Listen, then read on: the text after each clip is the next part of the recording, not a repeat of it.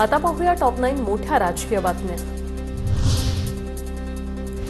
अजितदादांना सोबत घेऊन भाजपने स्वतःची ब्रँड व्हॅल्यू कमी केली। राष्ट्रीय स्वयंसेवक संघाशी संबंधित ऑर्गनायझर नियतकालिकातून खडेबोल, इतरतर संघाला दहशतवादी संघटना म्हणून हिणवलेल्या काँग्रेसजनांना भाजपनं नेते बनवलं, रतन शारदांचा निशाणा।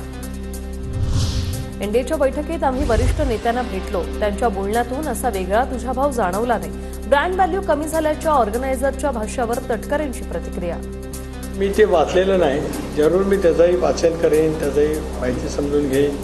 आणि आम्ही ज्या वेळेला दिल्लीमध्ये एनडीएच्या बैठकीला भेटलो, ज्या वेळेला त्याच्यानंतर सुद्धा अमितभाई असतील, राजनाथ सिंगजी असतील, नड्डाजी असतील, यांच्या गाठीभेटी झाल्या। कुठेही त्यांच्यापैकी कोणाहीकडून बोलण्यामध्ये असं कुठेही दुजाभाव त्या ठिकाणी आलेला नाही।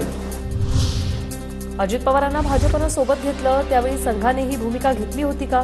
पराभवाचं खापर अजितदादांवर फोडण्याचं काम सुरू, संघाची भूमिका दुतोंडी, काँग्रेस नेते सतेज पाटलांचा निशाणा।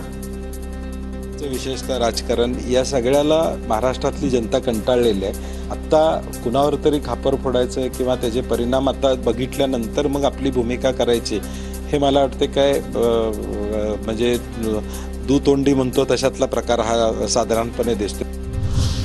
देशातल्या जनतेने भाजपची ब्रँड व्हॅल्यू कमी केली आणि भाजपनेच अजितदादांची ब्रँड व्हॅल्यू संपवली, हे वास्तव आहे, अशी प्रतिक्रिया रोहित पवारांनी दिली। ऑर्गनायझर राष्ट्रीय स्वयंसेवक संघाचं मुखपत्र नसून त्या विचारधारेचं आहे। भाजपच्या समन्वय समितीमध्ये आमच्या पक्षावर कोणतीही टीका नाही, अजित पवार गटाच्या उमेश पाटलांची प्रतिक्रिया।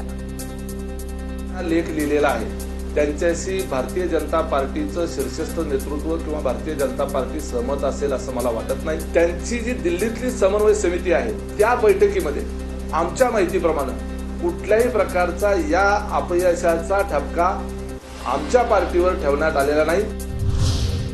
ऑर्गनायझरने भाजपला खडेबोल सुनावले तर जनतेने भाजपला खडेच चारले। आता तर मोदी, शहा आणि भाजप सुधारणार का? ऑर्गनायझरमधील लेखावरून उद्धव ठाकरे यांचा खोच चकटवला। खडेबोल सुनावलेले आहेत, देशातल्या मतदारांनी सुद्धा भाजपला खडे चारलेले आहेत। तर असे खडे सगळं चारल्यानंतर आता तरी भाजप सुधारणार आहे की नाही, का अजूनही आपल्या देशातले जे प्रतिपक्ष आहेत त्यांना संपवण्याच्या मागे ते लागणार आहेत। भाजप संघाचं ऐकत नाही, मग संघ का भाजपला सल्ले देतं? नाना पटोलेंची टीका, तर मोहन भागवत बोलले पण कृती करत नाही। धमक असेल तर कृती करून दाखवा, राऊतांचं आव्हान। जर पंचजन्य हे लिहितात, बोलतात, कृती करत नाही।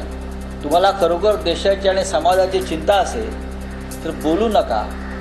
तुमच्यामध्ये कृती करण्याची धमक आणि क्षमता असेल तर ती कृपा करून दाखवा। प्रवचन आता फार जास्त झालेले आहे।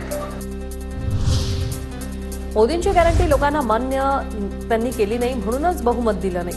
आमचे आणि अटल बिहारींचे विचारही वेगळे होते, पण त्यांनी मोदींसारखी भूमिका घेतली नाही। सर्व जाती धर्मांना सोबत घेऊन जाता आलं पाहिजे, शरद पवारांचं वक्तव्य। 4 वेळा अजितदादांना पवारांनी वेड बनवलं, आव्हाडांचे शब्द। भाजपसोबत जाण्याच्या निर्णयावर आव्हाडांकडून शिक्कामोर्तब। सुनील तटकरेंचा आरोप, तर भाजपसोबत जाण्यासाठी तुम्ही शरद पवारांच्या मागे लागला होता। जितेंद्र आव्हाड यांचं तटकरेंना प्रत्युत्तर। 16 असेल, 19 असेल, 20, 22 असेल, राजीनामा दिला असेल, त्या वेळेला हे ठरलेलं होतं की भारतीय जनता पक्षावरती जायचं आणि निर्णय वरिष्ठ पातळीवरती झाला होता।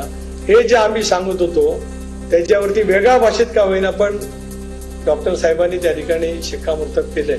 तुम्ही साहेबांच्या अनेक वर्ष मागे होतात की बीजेपी चला चला चला चला चला।